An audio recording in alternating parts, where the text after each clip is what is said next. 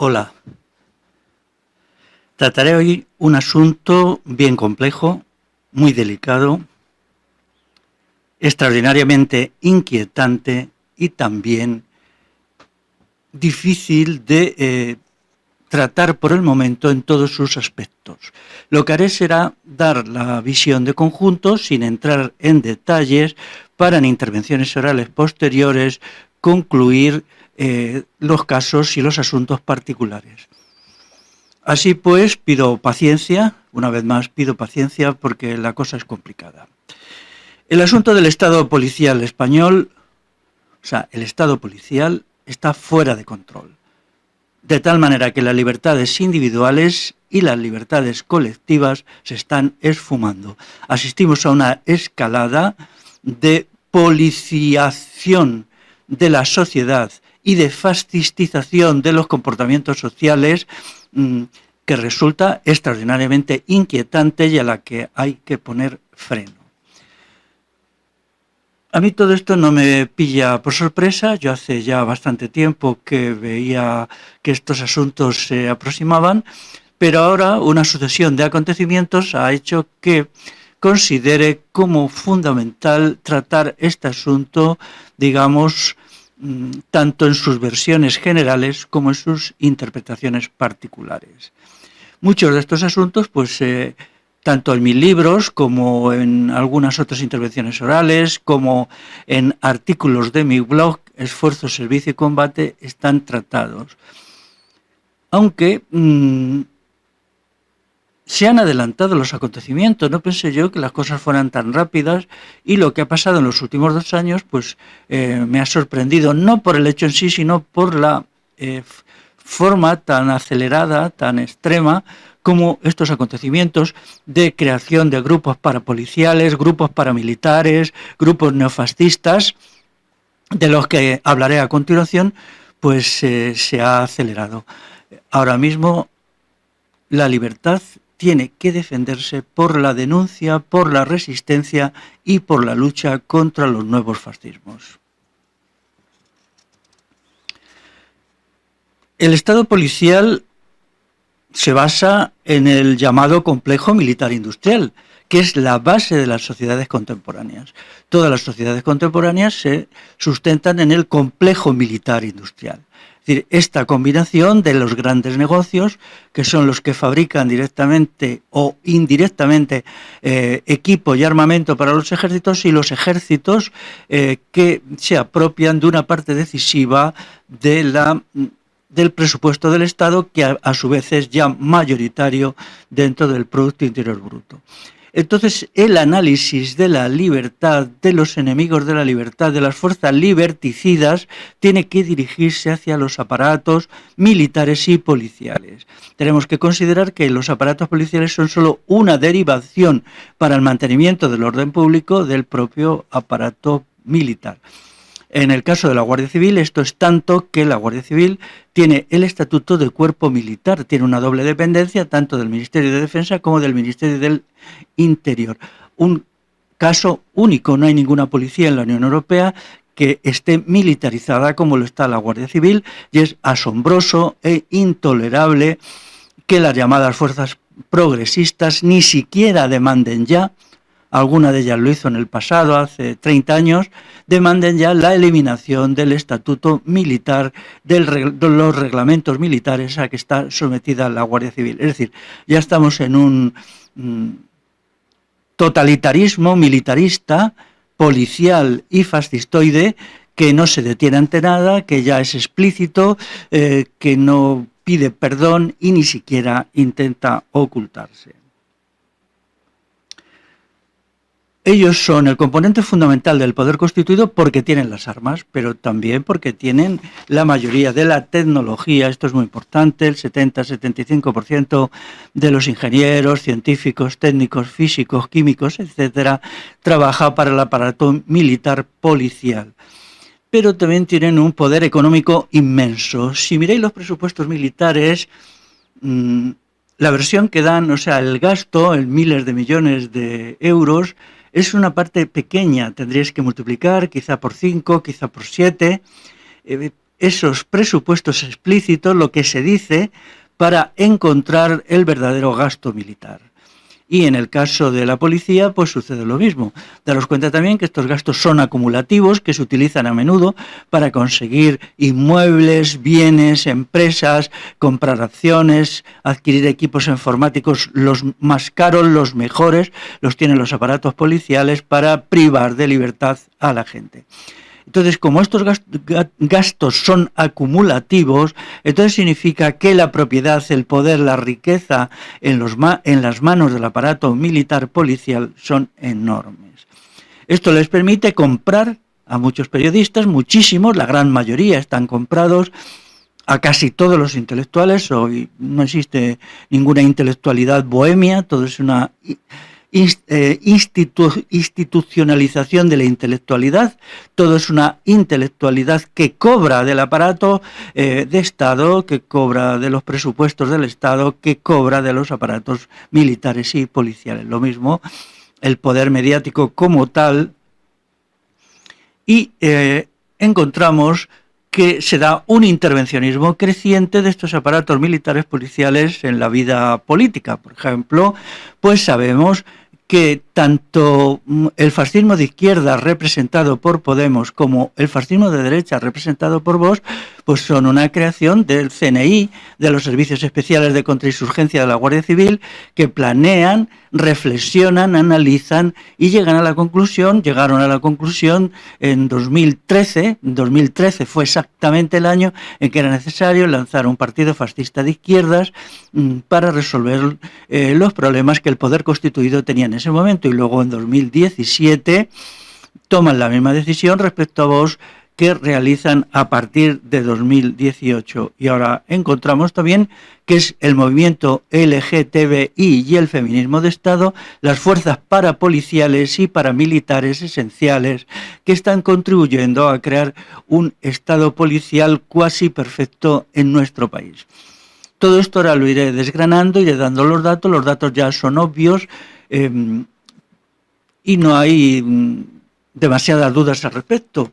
Pero respecto a que el feminismo de Estado y el movimiento LGTBI se acabarían convirtiendo en fuerzas parapoliciales, paramilitares, en las nuevas expresiones del fascismo, pues eso ya lo digo con bastante claridad, aunque todavía en un tono amable, en un tono menor, en el libro Feminicidio, Autoconstrucción de la Mujer.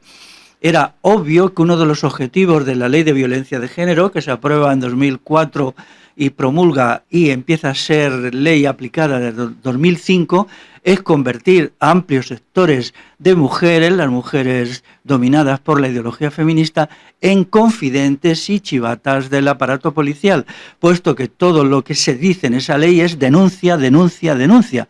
Es decir, presenta a la policía como buena, marcha hacia la policía, únete con la policía, colabora con ella.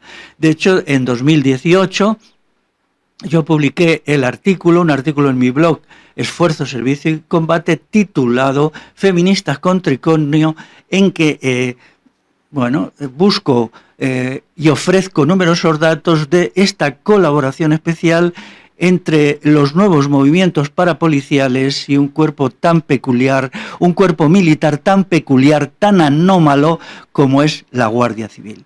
Así pues, lo que ha sucedido luego, que ahora lo contaré, el hecho más importante es que en 2020, el Día del Orgullo Gay, la Guardia Civil durante todo el día tiene su web oficial con el logotipo y la bandera del arco iris, es decir, ya nos demuestra explícitamente, claramente, que son una piña con el movimiento LGTBI y por lo tanto con el feminismo de Estado, pues no nos extraña nada. O el hecho de que la OTAN haya colgado la bandera LGTBI junto a la suya desde 2019, es fácil de encontrar, hay varios casos e incluso hay un pin, es decir, una chapita en donde aparece la bandera LGTBI cruzada con la bandera de la OTAN. La OTAN, que es la peor expresión del militarismo europeo, del imperialismo, del totalitarismo, de la brutalidad militar policial, del fascismo, resulta que incluso vende chapitas cruzadas con la bandera LGTBI. ¿Curioso? No, no es curioso, es así. Cuando se inicia un camino, que es el del feminismo de Estado, que es el Estado salva a las mujeres, porque al parecer no se pueden salvar a sí mismas, porque son inferiores y tiene que acudir el Estado a salvarlas, a protegerlas. Entonces lo que se está haciendo es deificando la policía, deificando el Estado policial. Por lo tanto, y eso es la quintesencia del Estado policial y la quintesencia del fascismo. Nada es más representativo del fascismo que la mitificación de los aparatos policiales. Eso se ha venido haciendo masivamente, ampliamente, y claro, entonces se había llegado a una situación que ha explotado en los últimos 2 años, estableciendo estos datos, estas exposiciones obvias de alianza entre los nuevos movimientos parapoliciales y paramilitares, porque hay que llamarlos paramilitares, ¿no? Quien tiene una bandera, quien ve su bandera puesta, la bandera junto con la bandera de la OTAN, es paramilitar, paramilitar. Es más, también aparece a veces la bandera del arco iris con la estrella de 4 puntas, creo que es de 4 puntas, de la OTAN. Es decir, es una combinación, ya es una fusión. Se han fusionado el aparato militar y el aparato LGTBI. El aparato LGTBI básicamente son, en el acrónimo, pues lo que importa son las dos palabras iniciales de lesbianas, es decir, aquí lo que importa es el lesbianismo es la clave de todos, el elemento decisivo, y luego también, claro, las lesbianas y los gays. Así pues, tenemos que considerar que son las lesbianas SCUM, luego explicaré qué es SCUM, porque esto se olvida lo que es el manifiesto SCUM,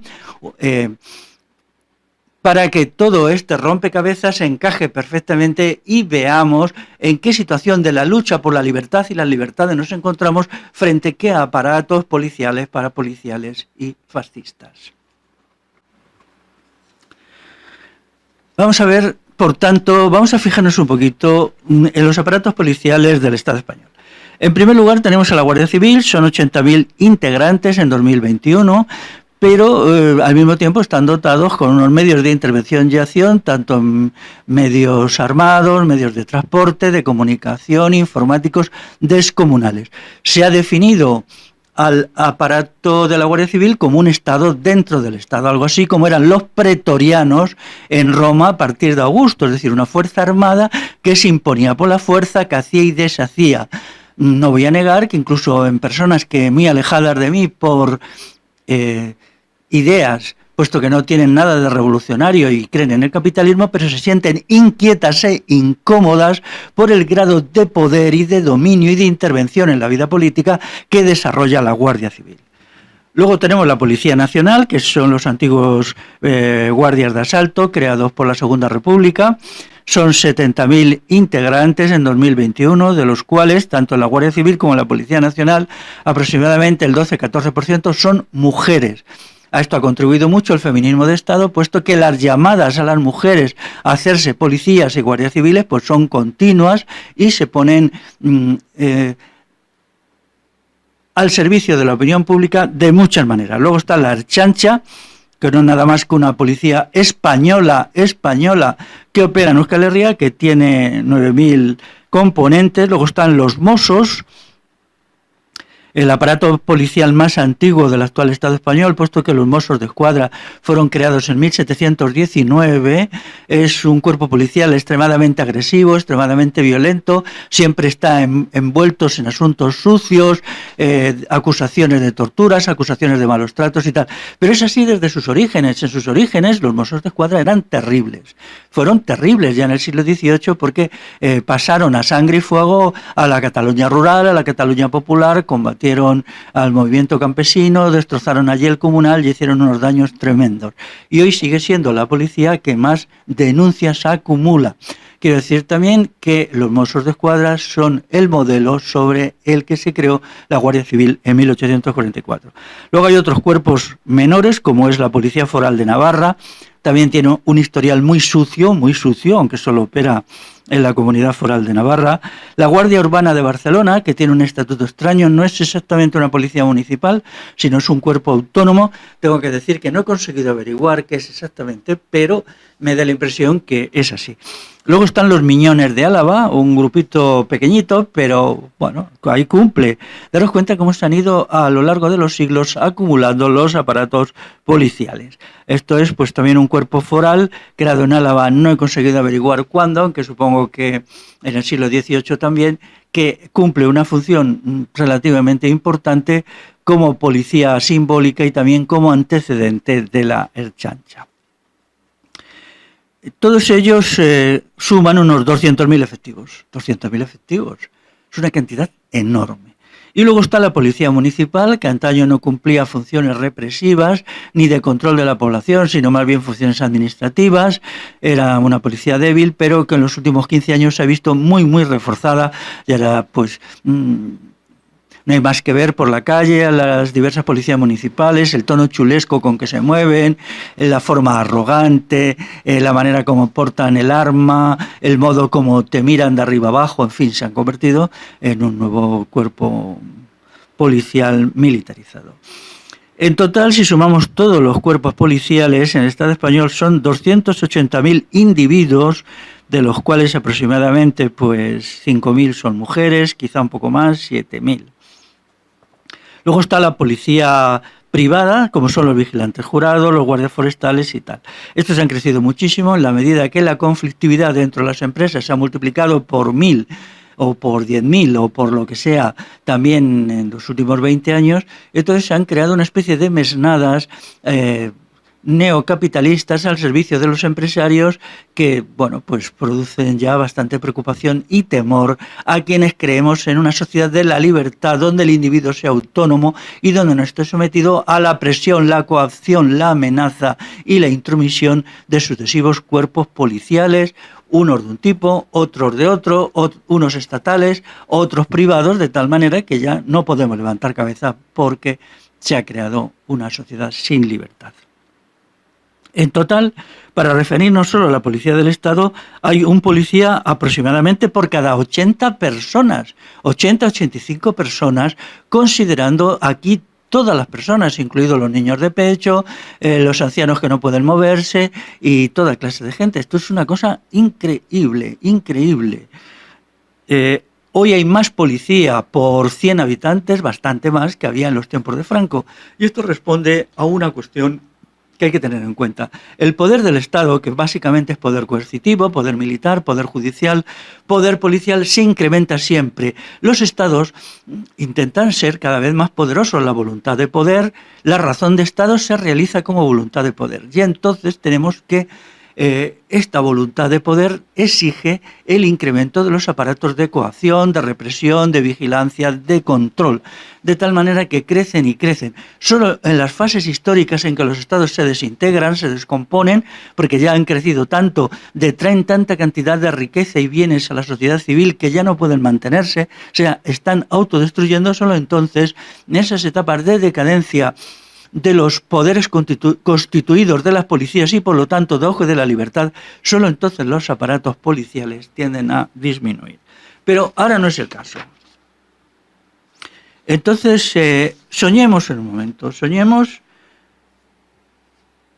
qué pasaría si se derogaran las 3/4 partes de las leyes.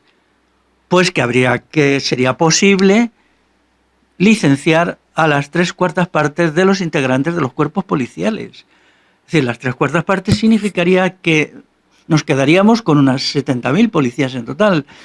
Esto sería un alivio enorme porque resurgiría el individuo, resurgiría la libertad, resurgiría la sociedad, resurgirían las relaciones interpersonales que ahora están aplastadas por esta losa de plomo del Estado policial. Pero al mismo tiempo en lo económico sería tremendo, porque los aparatos policiales crean 3 tipos de gastos. Primero, lo que cuesta mantenerlos mes a mes en salarios, en monumentos, que son muchos, reciben muchos salarios, muchas medallas pensionadas se les dan por nada, de tal manera que hay diversos modos para el policía medio de al menos doblar el sueldo que tiene. En segundo lugar, están los gastos en los medios que utilizan, medios de transporte, cuarteles, gasolina, medios informáticos, armas, esposas, cuartelillos, comisarías. Todo esto es el segundo gasto. Y luego, en tercer lugar, lo que ellos no producen. Daros cuenta que unos conjuntos humanos formados por 280.000 personas, si hicieran algo útil, si no fueran un sector meramente parasitario, si se dedicaran a producir bienes de los que sean, por ejemplo, a forestar, o a trabajar en la agricultura, o a trabajar en la industria no militarizada y no al servicio del ejército, en la industria con fines civiles, entonces la riqueza del país, la riqueza de la sociedad crecería exponencialmente.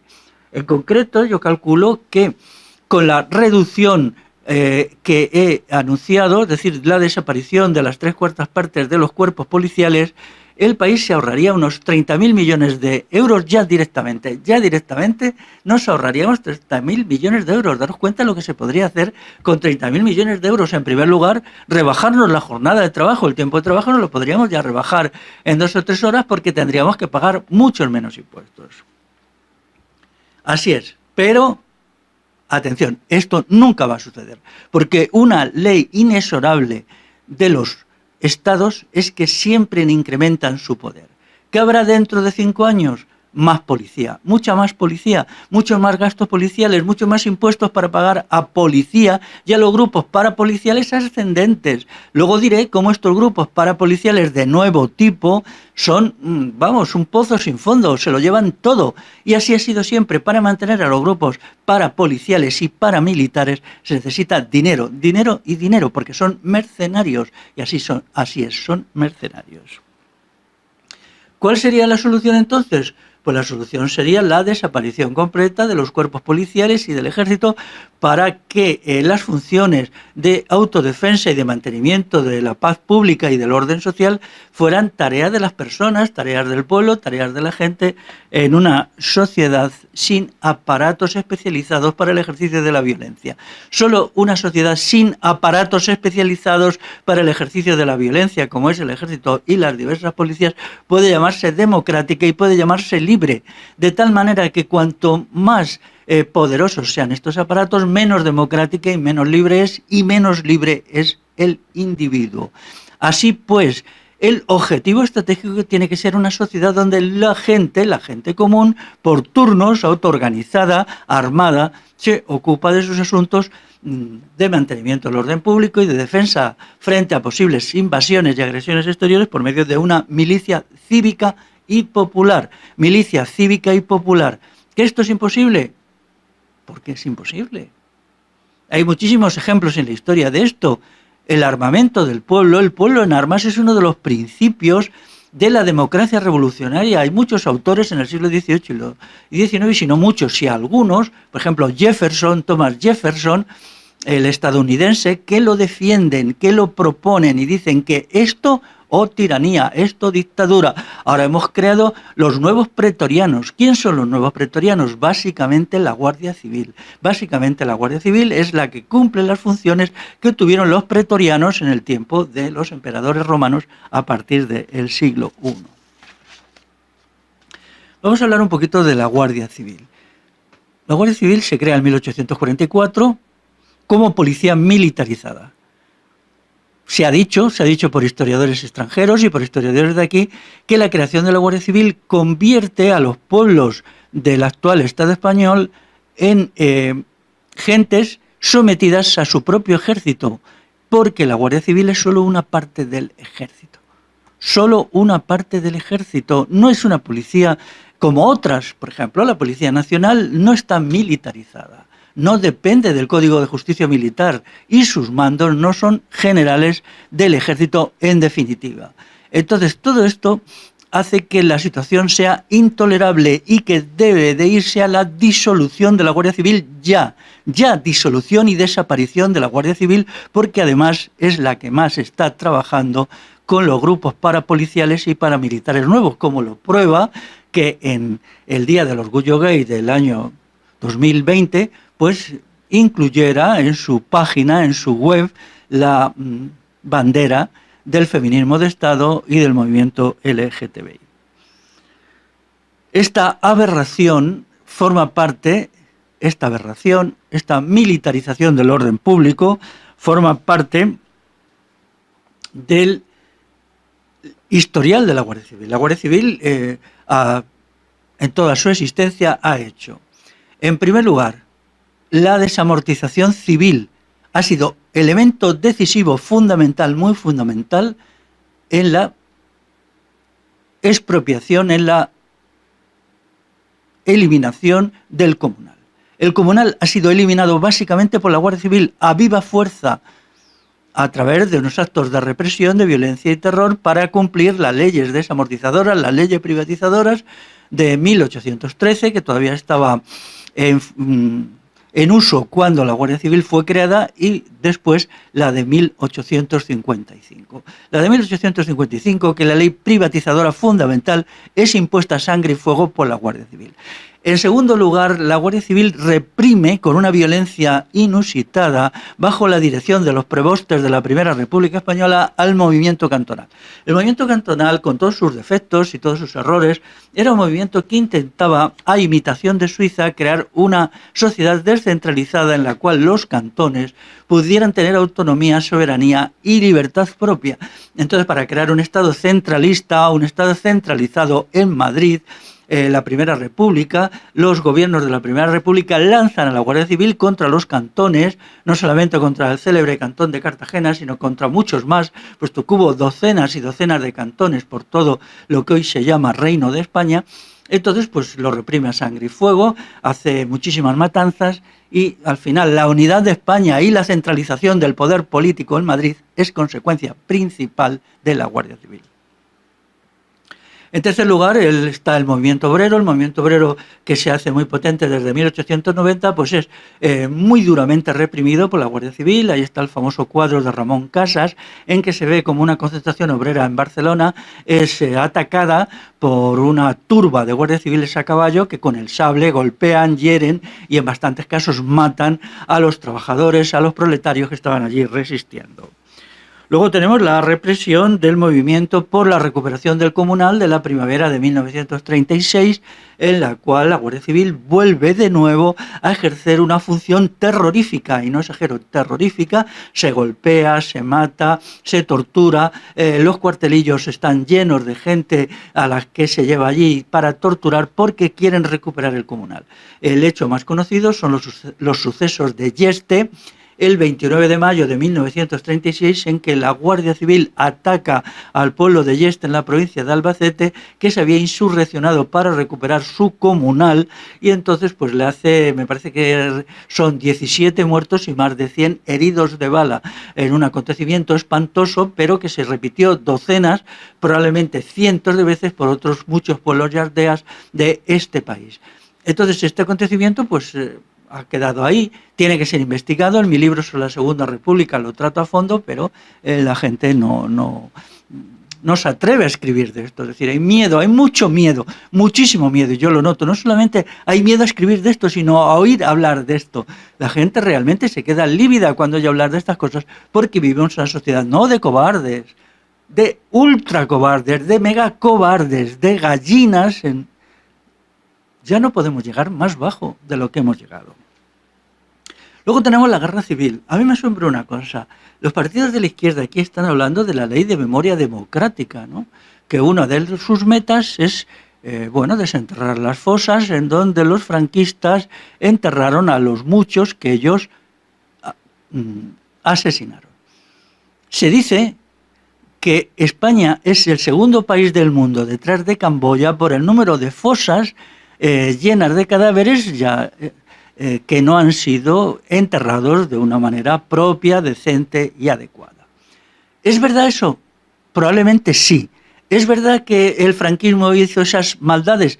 Seguro, indudablemente. El franquismo era una monstruosidad, por más que alguna gente intente echarles un capote, ¿no? También es verdad que los republicanos mataron a tanta gente como los franquistas en el periodo que ellos estuvieron en el poder y en los territorios que dominaban, y que eran tan fachas, tan fascistas como los franquistas.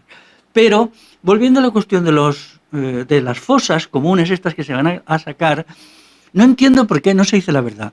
Las 3/4 partes de estas fosas o más fueron obra de la Guardia Civil, es decir, era la Guardia Civil la que formaba los piquetes de ejecución, las que iba allí, las que iba a las tapias del cementerio, o las que llevaba a la gente a un pozo de mina, o las que llevaba a los pobres atados con cuerdas o con alambres a una carretera apartada, les hacía cavar su propia tumba y luego después disparaba contra ellos y los enterraba. El caso más conocido es García Lorca. Entonces esto es obra de la Guardia Civil. ¿Se va a decir la verdad? Esto es principalmente obra de la Guardia Civil, porque ella o formaba los piquetes de ejecución al 100% o los dirigía cuando en estos piquetes de ejecución se incorporaban falangistas y otras gentes de extrema derecha o simplemente sádicos y asesinos que se ofrecían amablemente a cumplir estas terribles labores. Así pues, necesitamos una historia completa de lo que es la Guardia Civil para que sepamos con quién se está liando el movimiento LGTBI, o sea, el feminismo de Estado, por aquello de dime con quién andas y te diré quién eres. ¿Se hará? Pues no se hará. No se hará porque la gente pues tiene miedo de decir estas cosas y se queda pues para algunos que, bueno, pues lo hacemos. Pero luego continúa la cosa, por ejemplo, con el maquis. La guerrilla antifranquista no fue una creación más que de manera secundaria de los partidos o sindicatos, es la resistencia campesina, rural, popular al franquismo. Y entonces la Guardia Civil es la que lo reprime principalmente. Se sabe que hicieron 2.000 ejecuciones extrajudiciales sobre el terreno, al menos 2.000, pero perfectamente pueden ser el doble, y luego llevaron ante los tribunales 60.000 detenidos, que eran el 99,9% gentes de la ruralidad. Estos 60.000 detenidos habían sido ferozmente torturados, de tal manera que una parte importante de ellos quedó con secuelas muy graves. Los que no fueron fusilados por mandato judicial nunca recuperaron la salud. Entonces, toda esta cuestión de la lucha contra el maquis hay que recuperarlo, pero liberándolo de las adhesiones del fascismo de izquierda. El maquis fue un movimiento popular reprimido por la Guardia Civil. Se dirá esto, nadie va a hacer homenajes al maquis, nadie va a decir que lucharon contra la Guardia Civil y que su lucha fue justa y que la Guardia Civil fueron sus verdugos. Habrá que decirlo, ¿no? Porque esto ya es historia muy cercana. Los últimos maquis, los últimos resistentes, todavía actuaban en 1956, por ejemplo.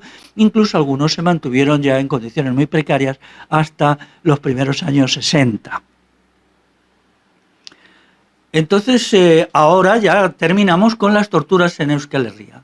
Las torturas en Euskal Herria ayer mismo, hace nada, han afectado a miles de personas. Hay estudios por ahí, pero ahora como Bildu se ha pasado al bando españolista, pues ya no quiere sacarlo, ya no quiere hablar nada de esto, no quiere decir quién fue el principal responsable de las torturas en Euskal Herria. Fue la Guardia Civil. Hoy, ayer, hace una semana, todavía se estaban sacando a juicio algunas acusaciones contra guardias civiles por gente que ha sido torturada en Euskal Herria. Y entonces decían, entre otras cosas, que luego los guardias civiles declaraban que habían sido torturadores por orden del señor ministro del Interior actual, Fernando Grande Marlaska. Ahí tenemos un gay fascista, atención, gay y fascista, que ordena torturar a la gente, ordena a la Guardia Civil torturar a la gente. Todo encaja. Todo va encajando. Y aquí me detendré para hablaros del libro Los ejércitos secretos de la OTAN. Este libro es fundamental. ¿Por qué he acudido ya yo? Pues porque está la foto de una lesbiana que ha llegado a ser vicepresidenta de la OTAN, la Rose Gottemeyer, que ella exhibe, muy sonriente, la bandera LGTBI con el símbolo de la OTAN, la estrella esta de 4 puntas, me parece que es. Mirad, tengo tanta repugnancia a una cosa como la OTAN que no recuerdo bien si es de 4 o de 7 puntas o de 6 puntas o de lo que sea. No consigo recordarlo porque ya sabéis que la memoria no opera cuando lo que estás mirando te produce asco, repugnancia e indignación. Porque si hay alguien que sea enemigo de la libertad y una fuerza fundamental del totalitarismo y del fascismo en Europa, es la OTAN. Entonces aparece esta lesbiana exhibiendo una bandera LGTBI con el símbolo de la OTAN. Repugnante, indignante. este asunto no se puede quedar así. Tenemos que hacer algo. Tenemos que hacer una contestación popular en toda Europa a esto que ponga las cosas en su sitio. Pero es que la cosa es mucho más grave, porque vamos a estudiar el libro de Daniel Genser, que se titula exactamente La Operación Gladio, se titula, me he equivocado, empiezo otra vez. Los ejércitos secretos de la OTAN, punto, la Operación Gladio y el terrorismo en Europa Occidental. Es un libro en la versión castellana de 2010 y entonces se ocupa de todos los grupos fascistas violentos que había ido creando la OTAN en los decenios anteriores para ejercer el terror fascista en Europa. Trata los casos de los siguientes países: Inglaterra, Italia, Francia, España, Portugal y Bélgica. Y entonces allí te explica cómo ellos se basaban en grupos nazis, en grupos no nazis, en grupos fascistas italianos. A veces estos grupos fascistas estaban dirigidos por fascistas de cierta edad que habían sido fascistas con Benito Mussolini en la época clásica del fascismo, y también grupos nazis y neonazis en Alemania, grupos falangistas y neofalangistas en España. Entonces, creaban estos grupos, los adiestraban, les entregaban armamento. El libro cita depósitos de armamento que se van encontrando y les lanza a hacer acciones terribles de asesinato, de matanzas, de poner bombas, de agresiones tremendas, entre las cuales pues algunas terribles se hicieron en Italia. En Italia se llegaron a hacer verdaderas matanzas por estos grupos de extrema derecha con objetivos varios, y todos ellos estaban dirigidos por la Red Gladio. Gladio es una palabra del latín que significa espada. El gladio es la espada de los legionarios. Entonces la Red Gladio es una ley militarista que se sustenta en el movimiento fascista y neofascista. Pero ¿qué sucede? Que este movimiento se va desgastando. Ya hacia el año 2000, esto lo explica también Daniel Genser, ya se había acumulado mucha información, había muchas denuncias y la OTAN se encontraba en una posición incómoda. En realidad, cuando su libro es escrito y es publicado, todos estos movimientos fascistas y neofascistas se estaban desmoronando porque había una presión muy fuerte de la opinión pública contra ellos. Y por eso le permiten sacar el libro también. El libro de Daniel no se podría haber sacado, por ejemplo, en el año 1990, cuando estaban a tope, al máximo, las bandas fascistas y neofascistas actuando bajo la dirección de la OTAN. Por eso él le llama los ejércitos secretos de la OTAN. Los ejércitos secretos de la OTAN. Cita el caso español también, pues, y vincula a estos ejércitos secretos de la OTAN el caso de el GAL. El GAL, ya sabéis que es un cuerpo parapolicial de asesinos organizado por el PSOE, organizado por la izquierda en los años 80, entre el año 1983 y 1987, que comete 27 asesinatos, nada menos 27 asesinatos que se sepa, pero cumple otras muchas funciones, como son aterrorizar, apalizar, hacer acciones violentas contra las cosas, casas, coches, propiedades, bienes que son quemadas, que son dinamitadas. Y entonces el libro que citó sitúa a esto dentro de la Red Gladio. Exactamente con un pie en la Red Gladio y otro en los aparatos policiales del Estado. Exactamente es la Guardia Civil, a mi entender, junto con el PSOE, quienes crean esto, quienes crean este aparato que, bueno, pues es fértil en asesinatos, es muy fértil en asesinatos, ¿no? Entonces, a partir del 2000, como decía, todo esto empieza a decaer. Empieza ya, pues los grupos nazis ya no son tan apreciados, ya no se les pasa las ingentes cantidades de dinero como era corriente antes, puesto que los fondos de reptiles de la OTAN son muy fértiles y se les da muchas cantidades de dinero, y entonces hay que hacer un cambio y buscar unos nuevos aparatos, unos nuevos estructuras, unos nuevos movimientos sociales, movimientos dentro de la sociedad que permitan relanzar la violencia contra las clases populares. Y estos son el movimiento LGTBI. Ese cambio se produce exactamente entre el año 2005 y 2015. Para el año 2015 ya los grupos extremistas de derecha están muy debilitados, pero aquí ya empiezan a ser utilizados los grupos extremistas ligados al feminismo de Estado como la nueva fuerza que ofrece a la OTAN y a los cuerpos policiales confidentes, informantes, chivatos, infiltrados, de tal modo que lo que antes habían hecho los fascistas de derechas ahora lo están haciendo los fascistas LGTBI. Entonces, de ahí la prueba más obvia es la foto que digo antes, que son muchas, incluso ya digo, si os gusta, podéis poneros este pin en donde aparece así la bandera LGTBI y así la bandera de la OTAN.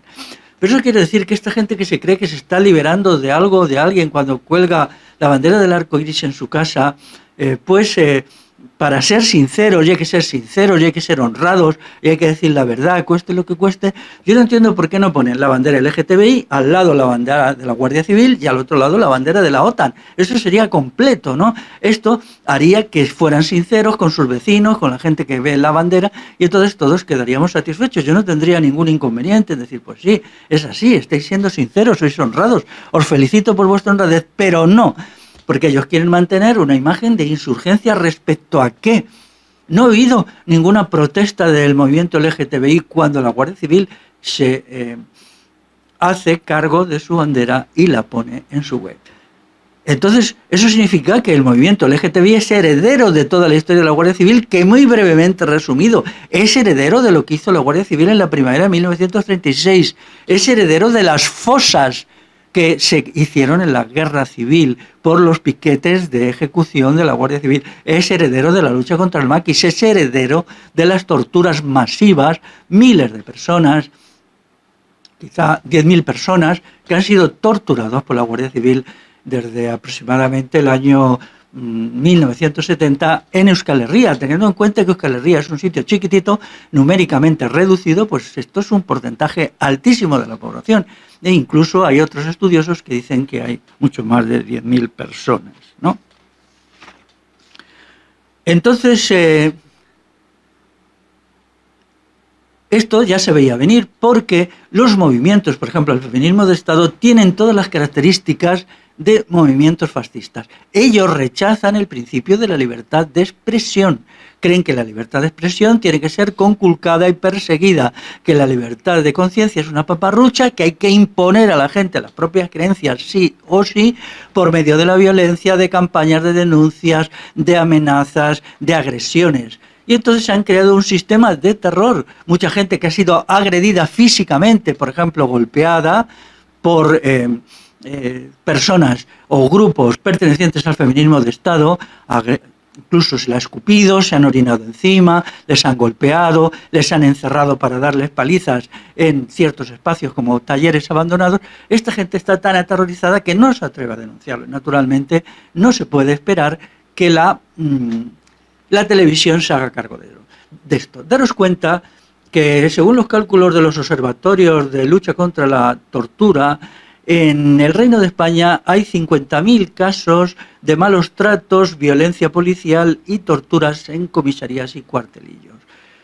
de los cuales solo se denuncia el 1%, y de este 1% prácticamente ninguno se convierte en sanciones a los policías o guardias civiles que lo efectúan. Sin embargo, ¿cuántas veces salen en la televisión algún caso de lo que ellos llaman excesos policiales, que no son excesos, son actividades policiales normales? No se puede hablar de excesos cuando son 50.000 casos, porque esos son muchos por día. Entonces eso significa que es la norma, la normativa. Es imposible que exista una policía profesional y que no utilice la violencia y la tortura como método de trabajo, porque es inherente al caso. Y eso solo puede resolverse a través de la disolución de los cuerpos policiales y de la asunción de la sociedad civil popular de las funciones de mantenimiento del orden público, lo cual al mismo tiempo nos llevaría a un ahorro enorme. Ya he dicho antes 30.000 euros, pero eso solo considerando lo que vale los emolumentos que reciben los aparatos policiales como salarios mensuales. Si sumamos a eso todos los gastos de equipo, cuartelillos, etcétera, y lo que dejan de producir porque están dedicados a la vigilancia y a la represión, entonces nos encontraríamos con cifras enormes, probablemente de 120.000 millones de euros. De esa manera nos empobrecemos año a año por el modelo actual. Ya en 2018 señalé todas estas cosas en un artículo que se puede leer en mi blog que se llama Feministas con Tricornio. Las feministas son entusiastas del tricornio, entusiastas de la legislación, entusiastas de la violencia, entusiastas de la agresión verbal, mediática, en las redes sociales, física. Y entonces yo lo denuncié. Como además el feminismo de Estado es una forma de fanatismo. ¿Por qué? Porque hay mucho dinero detrás. Siempre he dicho que ellos tienen 1.600 millones, pero ahora con lo que está entregando la Unión Europea al gobierno español para ayudar, dicen, a salir de la crisis del coronavirus, pues una parte muy importante, muy importante, va también para ayuda a la mujer, es decir, para ayuda a grupos que nada tienen que ver con la mujer, puesto que son grupos que practican un nuevo patriarcado, que es el paterfamilias, es el Estado. Entonces, este nuevo patriarcado es el que está recibiendo cantidades enormes de dinero. Y claro, cuando te pagan muy bien y te estás haciendo rica de una manera rapidísima, pues entonces te conviertes en una fanática. El fanatismo hoy se compra, hoy se realiza a través del dinero. Entonces, pues, así están las cosas, ¿no? También tenía que decir que no hay otro feminismo. Sí, hay otro feminismo que no cree que el Estado sea la solución. Pero este feminismo hoy es muy débil y está acorralado, está acosado, está golpeado, está arrinconado por el otro feminismo, que es el feminismo de Estado, también llamado feminismo SCUM. SCUM es un acrónimo de las palabras inglesas para el manifiesto para el exterminio de los hombres. El manifiesto SCUM, que se atribuye a una demente, a una mujer que estaba completamente enferma mentalmente, Valerie Solanas, estadounidense, que en realidad lo elaboran la CIA y los aparatos parapoliciales y policiales de ese país en los años 70, pues lo dice abiertamente, hay que ir al exterminio de los hombres por todos los medios. Entonces ahora nos encontramos con el feminismo de tercera generación, que ya no busca la emancipación de la mujer como era el feminismo de segunda generación o feminismos de segunda generación, los feminismos de la igualdad, etcétera, que este ya es un feminismo que directamente va al exterminio de los hombres. ¿Qué quiere decir esto?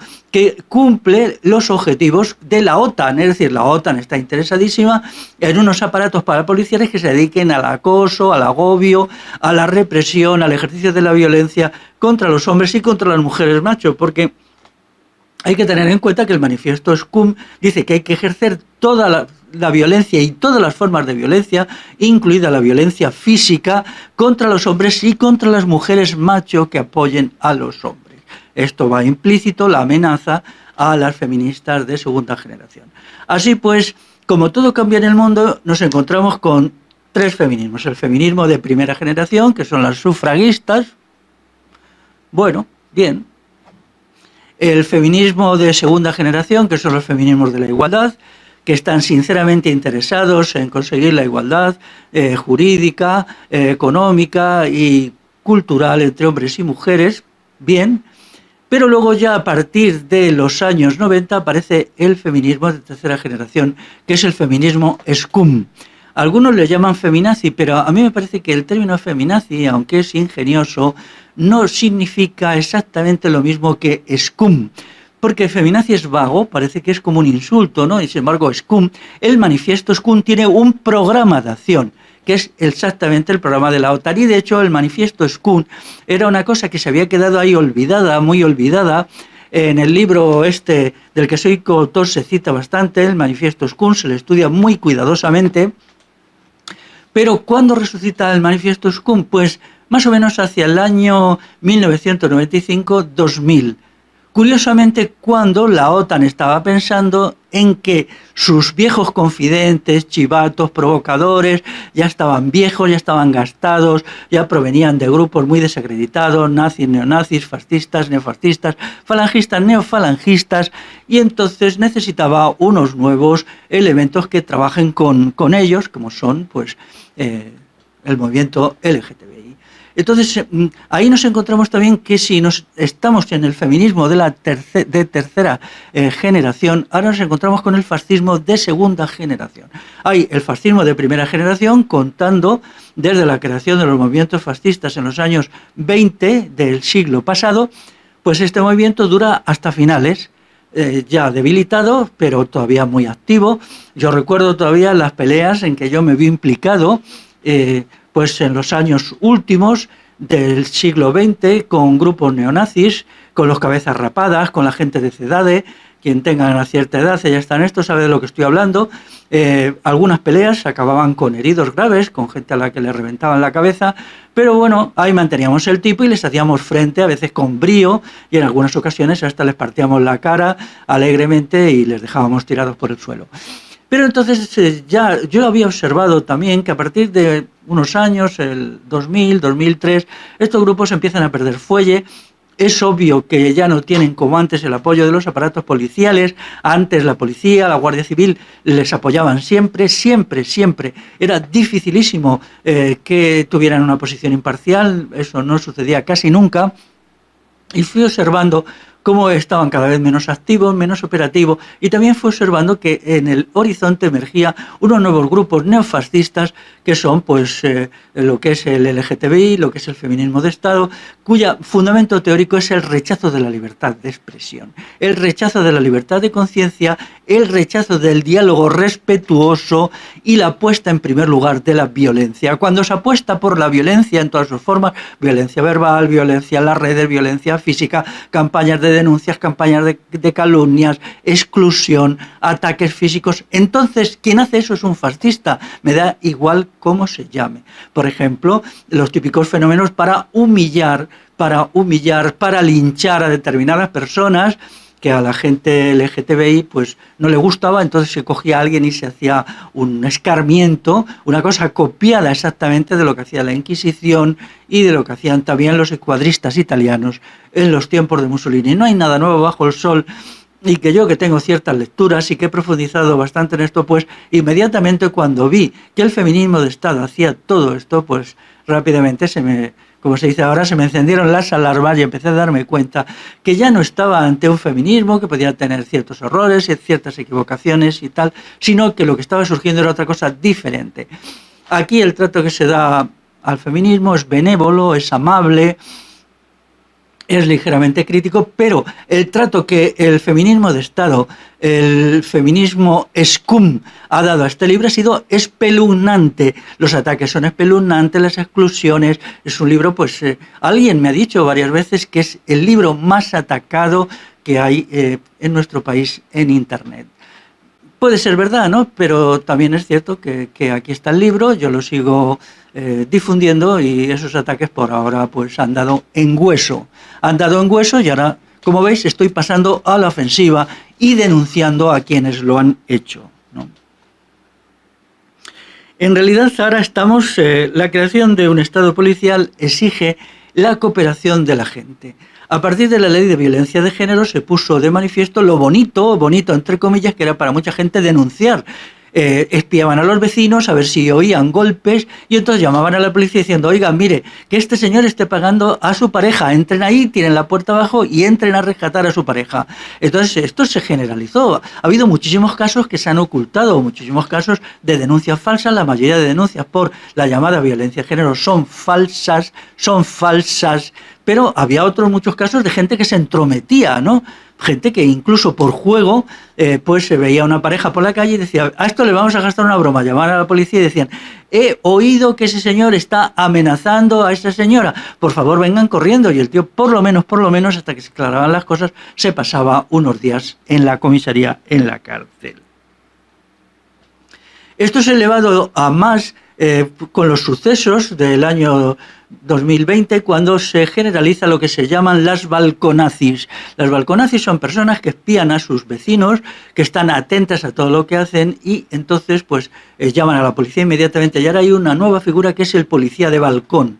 El policía o la policía de balcón pues se sitúa en su balcón, en su ventana y observa lo que hacen sus vecinos. Y si le parece algo raro y extraño, como se considera un buen ciudadano, una buena ciudadana, pues entonces llama a la policía.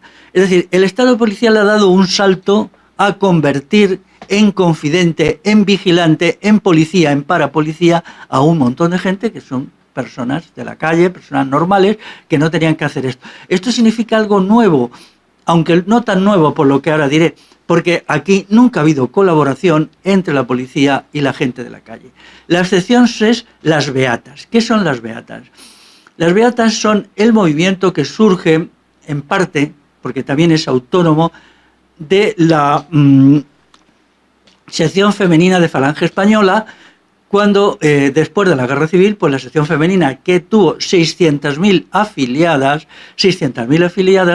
pues cumplen una función decisiva, mucho más importante de lo que se ha dicho, son un puntal fundamental del franquismo, porque el franquismo, que es un patriarcado puro y duro, se basa en gran medida en las mujeres, igual que el régimen neopatriarcal que diseña la ideología de género se basa en las mujeres, básicamente en el partido Unidas Podemos.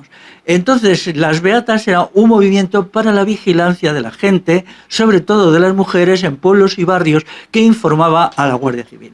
Se ha pretendido decir que la conexión principal de estos grupos de beatas, que eran 6 o 8 mujeres, terribles, metían el miedo en el cuerpo a todo el mundo, era con la Iglesia, pero aunque estaban en contacto con la Iglesia, no es verdad. Su conexión principal era con el cuartelillo de la Guardia Civil o la comisaría de policía. Entonces, ellas o llamaban por teléfono, iban directamente a informar, decir, he visto hacer esto. Entonces la Guardia Civil y la policía decía, vigilen esto, tengan en cuenta esto y tal. Entonces fue un aparato represivo tremendo que llevó a la cárcel a muchos antifranquistas, porque estas mujeres que vigilaban desde las ventanas, pues en el momento de repartir panfletos o de hacer una pintada, pues estaban ahí vigilantes, atentas. El movimiento de las beatas llegó a tener unas 300.000 personas activas en grupitos de entre 5 y 20 y llegó a ser terrible. Entonces, si tenemos en cuenta que la sección femenina fueron 600.000 y las beatas 300.000, nos encontramos con que las mujeres organizadas en número de 900.000 mujeres dieron un apoyo fundamental al franquismo, al fascismo, al falangismo, al terrorismo de Estado en aquella época, y ahora esto se está repitiendo. Ahora ya no las llamamos beatas, sino las llamamos feministas de Estado, LGTBI. Entonces, esta cuestión, pues, tenemos que hacerla frente de alguna manera, creo yo, ¿no?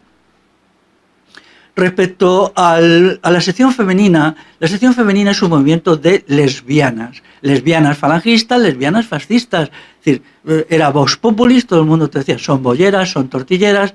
Ellas tenían el Castillo de la Mota en Valladolid, donde organizaban, al parecer, orgías incluso, ¿no? Hay que averiguar mucho qué sucedía allí en el Castillo de la Mota. Es un castillo del siglo XV, de la época ya de la artillería, no es un castillo medieval, incluso se acabó, creo, en el siglo XVI, entonces se apoderan de él. Es un edificio inmenso que está en Medina del Campo, y ellas allí pues tenían su mando, tenían sus puestos de mando, y vivían ¿de qué? De los presupuestos del Estado. El Estado pagaba a estas funcionarias, no las 600.000 eran funcionarias, no. Las funcionarias pues podían ser el 10%, 6.000 probablemente, y ellas existieron como un movimiento terrible de control, de vigilancia, que se mantuvo hasta el final del franquismo. Quiere decir que ellas usaban pistolas, llevaban las pistolas en el bolso, y se sabe que los maquis las tenían miedo y que en alguna ocasión la guerrilla antifranquista hizo acciones armadas contra ellas, lo cual se comprende porque era un cuerpo terrible. Así pues, la creencia absolutamente mentirosa, embustera y despreciable de que las lesbianas fueron perseguidas por el franquismo, pero si las lesbianas estaban organizadas en la sección femenina falangista, ¿cómo van a ser perseguidas? O sea, una de las características del feminismo de Estado ha sido que lo ha falseado todo, absolutamente todo. Lo ha falseado todo. Entonces, ¿por qué no nos hablan un poquito de la sección femenina? Nos digan qué es. Es más, los libros que hace el feminismo sobre la sección femenina son de apoyo a la falange. Si todo está clarísimo, hay 2 o 3 libros que ahora no me voy a molestar ni siquiera en citar porque son basura y solo recordar sus títulos me duele en el cerebro, pues ellos lo consideran como movimiento de liberación de las mujeres, cuando realmente la jefa permanente de la sección femenina era Pilar Primo de Rivera, que era la hermana del fundador de la Falange, de José Antonio Primo de Rivera, y una de las personas del círculo político íntimo de Francisco Franco.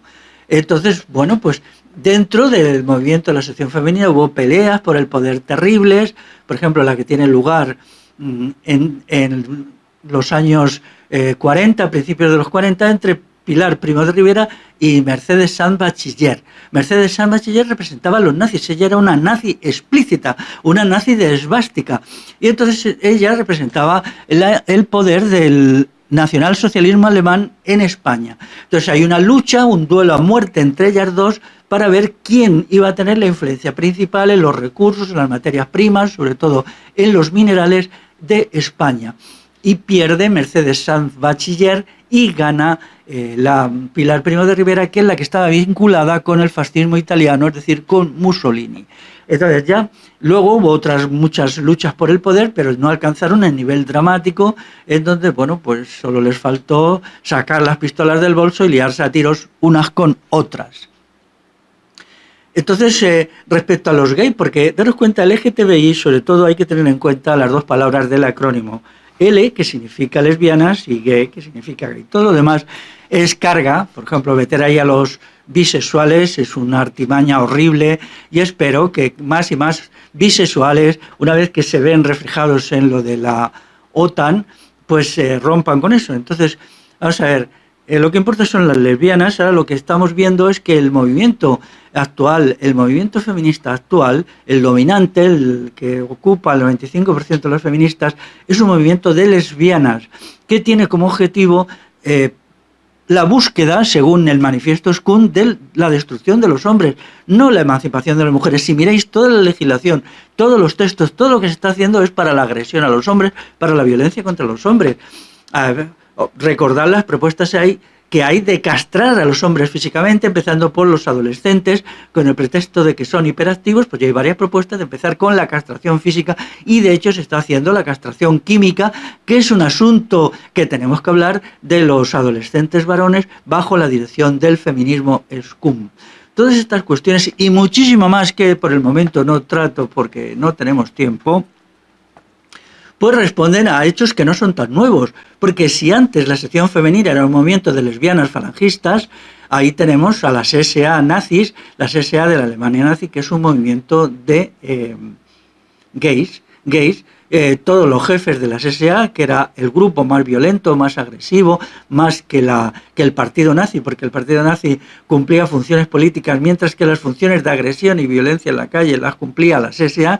Pues las SA básicamente era un movimiento que llegó a tener quizá 1 millón de afiliados, cuya dirección estaba en manos de gays. Porque los gays en todas las sociedades siempre han estado muy próximos al militarismo, muy próximos a las formas de totalitarismo, de belicismo y de fascismo.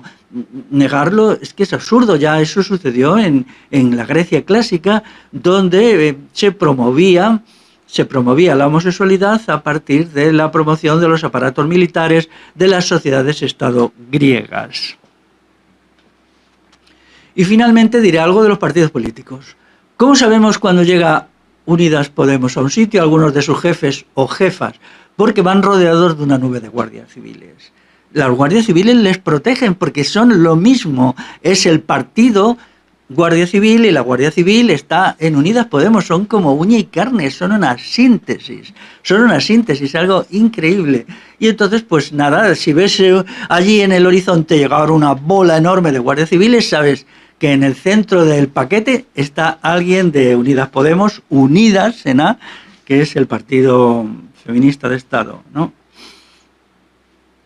Entonces, vamos a ver que los partidos políticos, por ejemplo, Vox es entusiasta de la Guardia Civil, es que gozan, es que disfrutan con la Guardia Civil, claro, como les pasaba a Franco, ¿no? Sabían que el poder del capitalismo, el poder de las instituciones estatales, el poder de una sociedad tan injusta, tan desigual, donde una minoría se hace con toda la riqueza y la gran mayoría vivimos en la semi-indigencia, se mantiene por la Guardia Civil, ese aparato de 80.000 hombres y mujeres que pueden con todo porque están súper armados y súper preparados. Pero en Vox hay muchos votantes que están en contra del potaje LGTBI, del feminismo de Estado. Pero entonces estos votantes, como siempre, son engañados. Todo votante es una persona que es engañada. Porque si apoyas a la Guardia Civil, apoyas al movimiento, al feminismo de Estado. Y esto es así, porque forman una unidad. quien apoya a la Guardia Civil apoya al feminismo de Estado y apoya al movimiento LGTBI. De la misma manera que quien apoya al movimiento LGTBI y al feminismo de Estado apoya a la Guardia Civil, que es el caso de Bildu. Bildu de vez en cuando todavía hace alguna protesta contra la presencia de la Guardia Civil en Euskal Herria, pero vamos a ver quién está apoyando, quién forma el meollo mismo del movimiento LGTBI y del lesbianismo skun, sino la Guardia Civil, sino la OTAN. Yo pregunto a la gente de Bildu, ¿apoyáis a la OTAN? Y si no apoyáis a la OTAN, no podéis apoyar a quien es la OTAN, que es LGTBI. Entonces, ¿qué lío es este? Daros cuenta que aquí se han producido una serie de conexiones que no son nuevas porque ya venían desde hace tiempo. Por ejemplo, Bildu apoya la ley de violencia de género. La ley de violencia de género es una ley española, que significa en Euskal Herria ni más ni menos lo siguiente, que una ley española defiende a la mujer vasca del hombre vasco por medio de la policía española. ¿Lo digo otra vez? Lo digo otra vez. La ley de violencia de género significa que la policía española defiende a la mujer vasca del hombre vasco. Luego, ¡viva España! ¿No? ¡Viva España! O sea, ¿qué más es necesario para demostrar el españolismo delirante de Bildu? O sea, realmente es increíble. Pero la ley de violencia de género es el feminismo de Estado. Y todos los presupuestos teóricos y doctrinales del feminismo de Estado, Bildu los apoya totalmente, incluido la vinculación con la OTAN y con la Guardia Civil de los LGTBI. Entonces, realmente, quien me estás escuchando, utiliza un poco la cabeza, ¿no? No te fíes de partidos políticos que te engañan vilmente. ¿En qué se diferencia Vox de Bildu? En nada, más que en una cuestión, que Vox empieza apoyando a la Guardia Civil y a través de ello apoya a los LGTBI, y Bildu empieza apoyando a los LGTBI y a través de ellos acaba apoyando a la Guardia Civil Española. Pero el orden de los factores no altera el producto. Los dos llegan al mismo sitio, los dos llegan a las mismas conclusiones políticas, los dos son lo mismo. Igual podemos decir de otro partido ferozmente feminista SCUM, pero estos ya se leen el manifiesto SCUM todas las noches antes de dormir, que es la CUP en Cataluña. La CUP en Cataluña es exactamente lo mismo, ¿no? Entonces, ¿apoyan a la OTAN también? ¿No tendrían que separarse un poquito de la OTAN? ¿No tendrían que hacer algo para romper con la militarización de Cataluña? Yo pienso que sí. Bueno, para acabar ya. Mi idea es la defensa de la libertad. A toda costa, caiga quien caiga. Incluido si soy yo el que cae. Hay que denunciar la nueva red Gladio organizada por la OTAN y la Guardia Civil con los LGTBI y el feminismo de Estado. Esto es una tarea decisiva. Es necesario que se escriban libros como el de Daniel, esta persona, Daniel Genser, nuevos libros sobre los ejércitos secretos de la OTAN, la Operación Gladio y el terrorismo en Europa Occidental. Estamos ante una nueva Operación Gladio, Todos estos movimientos están realizando lo propio y lo común a todos los fascismos, que es la creación de movimientos fascistas de masas que en la calle agreden a la gente, a los amigos de la libertad, son agredidos por estas bandas liberticidas. En la posguerra eran las bandas falangistas y hoy son las bandas del feminismo de Estado y las bandas LGTBI. Yo lo sé bien porque he sufrido docenas de agresiones suyas y ahora me estoy defendiendo de esas agresiones. Siempre lo he dicho, golpe por golpe me estoy defendiendo. Todos los medios de comunicación apoyan a estos agresores, como en el pasado apoyaban a los grupos neonazis, a los cabezas rapadas, a la gente de CEDADE, a los del Partido Nacional Socialista Español, todos estos, y ahora es lo mismo les embellecían o les ocultaban, ahora es lo mismo pero peor, porque se sienten más entusiasmados pues defendiendo toda esta cuestión. Hace ya años, quiero decirlo, hace años, surgieron rumores de que la Guardia Civil estaba armando a gente del feminismo de Estado y la estaba adiestrando. Estos rumores, tengo que ser sincero, no pueden ser probados, pero a mí me llegaron a través de gente que está próxima a la investigación sobre los grupos parapoliciales organizados por la OTAN en décadas pasadas, en decenios pasados, en toda Europa. Vuelvo a recordar, exactamente en Inglaterra, Italia, Francia, España, Portugal y Bélgica.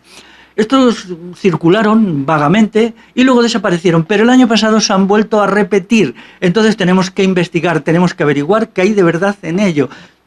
Y si encontramos algo de verdad, pues lo diremos a la opinión pública. Entonces vamos a pedir responsabilidades, en primer lugar, ¿a quién? Al Ministerio de Igualdad, a que nos explique cuáles son sus relaciones con la OTAN, cuáles son sus relaciones con los grupos paramilitares. Luego, a los partidos que juegan en este campo, como en primer lugar es Unidas Podemos, luego Vox, luego Bildu y luego las CUP, porque tenemos que crear una sociedad de la libertad. Por la libertad merece la pena luchar y, si es necesario, morir. Hasta la próxima.